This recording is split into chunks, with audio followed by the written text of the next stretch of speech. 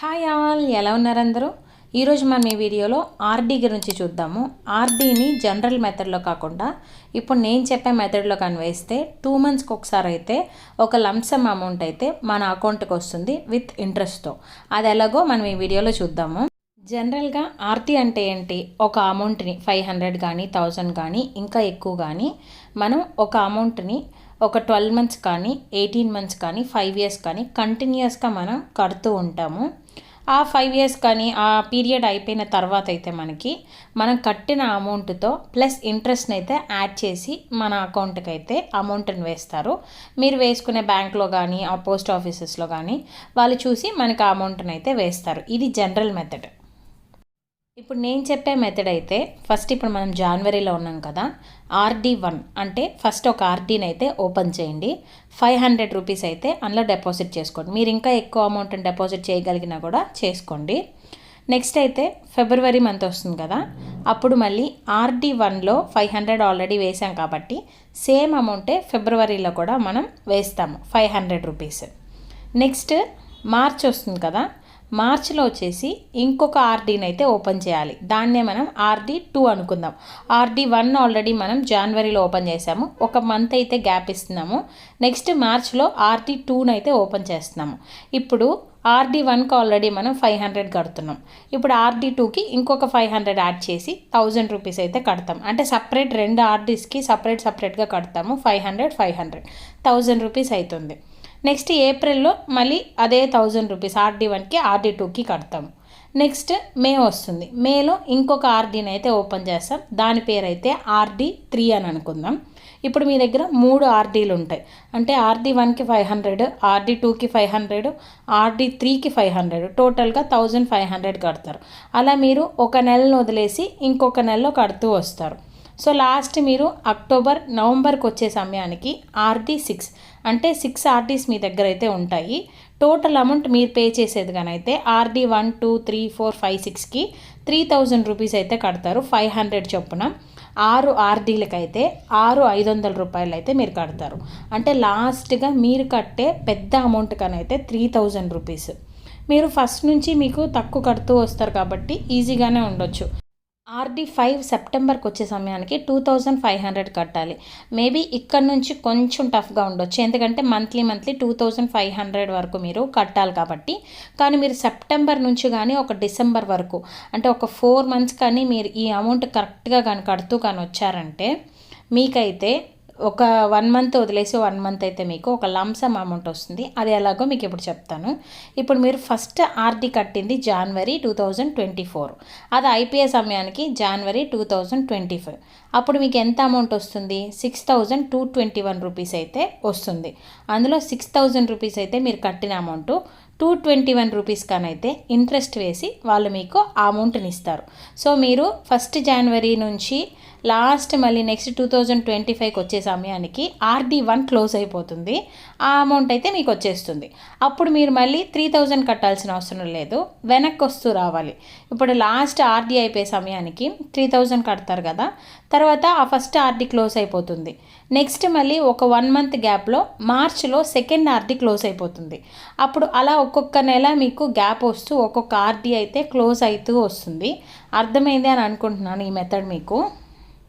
అలా ఒక్కొక్క RD close అవగా మనకి ఒక 1 మంత్ గ్యాప్లో అయితే 6000 రూపీస్ అయితే 221 రూపీస్ మన అకౌంట్లో అయితే పడుతూ ఉంటాయి. ఇదైతే మీరు 500 రూపీస్ కనుక కడితే, ఇంకా మీరు ఎక్కువ అమౌంట్ కట్టగలిగినా కూడా కట్టుకోవచ్చు. ఆ అమౌంట్ కట్టినా మీకు ఎక్కువ అమౌంట్ అయితే వస్తుంది. ఈ మెథడ్ని అయితే ఒకసారి ఫాలో అయ్యి చూడండి. మీకు తెలియకుండానే ఒక 1 ఇయర్ మనం కష్టపడినామంటే సెకండ్ ఇయర్ నుంచి అయితే ఎవ్రీ మంత్ అంటే ఒక మంత్ వదిలేసి ఇంకొక మంత్ అయితే మనకి ఈ అమౌంట్ వస్తుంది. అది కాకుండా మీరు కడుతూ ఉంటారు కాబట్టి నెక్స్ట్ ఇయర్ 2025కి అంతా ఫస్ట్ RD క్లోజ్ అయిపోతుంది కాబట్టి మళ్ళీ మీరు జనవరికి కానైతే ఈ 3000 రూపీస్ కట్టవలసిన అవసరం లేదు. నెక్స్ట్ 25కి వస్తారు, అంటే ఫస్ట్ RD క్లోజ్ అయిపోతుంది కాబట్టి 500 తగ్గిపోతుంది. మళ్ళీ నెక్స్ట్ 1 మంత్ గ్యాప్ తర్వాత 2000 రూపీస్ అయితే కడతారు, మళ్ళీ 500 రూపీస్ తగ్గిపోతుంది కదా, అలా తగ్గుతూ వస్తుంది అమౌంట్. మీ అకౌంట్లో కూడా ఒక అమౌంట్ అయితే పడుతూ వస్తుంది. ఇది మళ్ళీ మీ అకౌంట్లో పడిన అమౌంట్ని వేస్ట్ చేయకుండా దాంతో ఏదైనా గోల్డ్ కానీ ఇంకెక్కడైనా కానీ ఇన్వెస్ట్ చేయడానికైతే ట్రై చేయండి. ఇదైతే మనం ఇంట్లో సేవ్ చేసుకునే అమౌంట్ కాకుండా బ్యాంక్లో మనం ఆటోమేటిక్గా ఇంట్రెస్ట్తో కలిపి తీసుకునే ఒక అమౌంట్.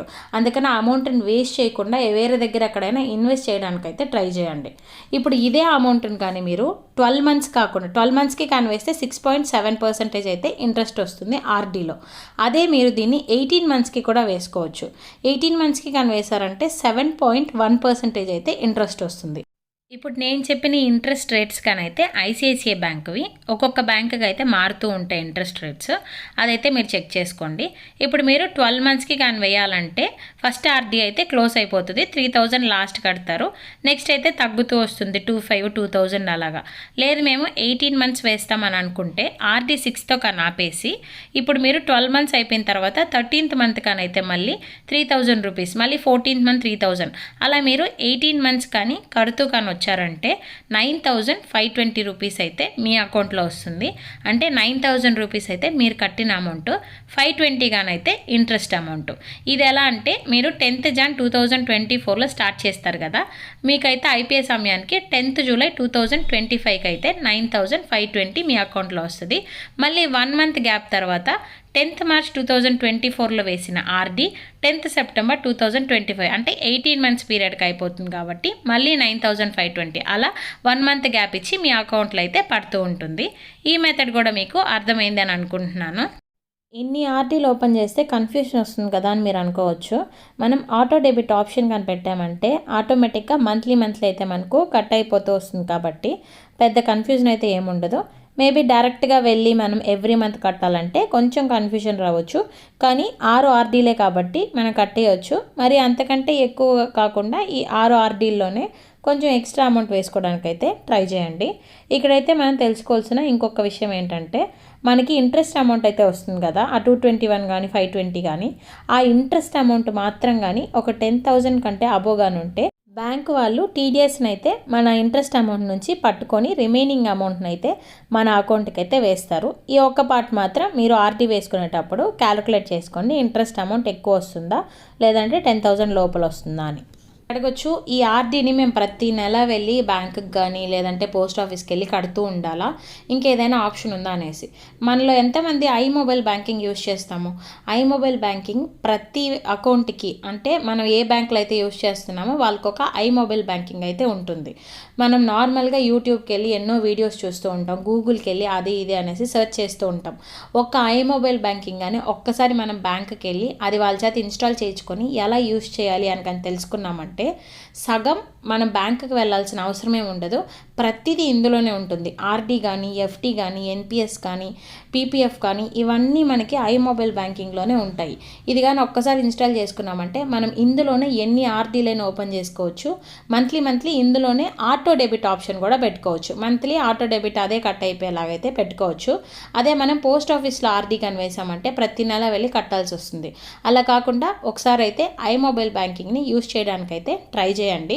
అందులోనే మీరు మంత్లీ కడుతూ వచ్చారంటే సేమ్ అదే అకౌంట్కి 1 ఇయర్కి కానీ లేదంటే 5 ఇయర్స్కి కానీ అమౌంట్ అయితే మీ అకౌంట్లో పడిపోతూ ఉంటుంది. నేను చెప్పిన ఈ మెథడ్ అయితే మీకు అర్థమైంది అని అనుకుంటున్నాను. ఇంకేమైనా డౌట్స్ కానీ ఉంటే కమెంట్ బాక్స్లో మెన్షన్ చేయండి, నేనైతే రిప్లై ఇవ్వడానికి ట్రై చేస్తాను.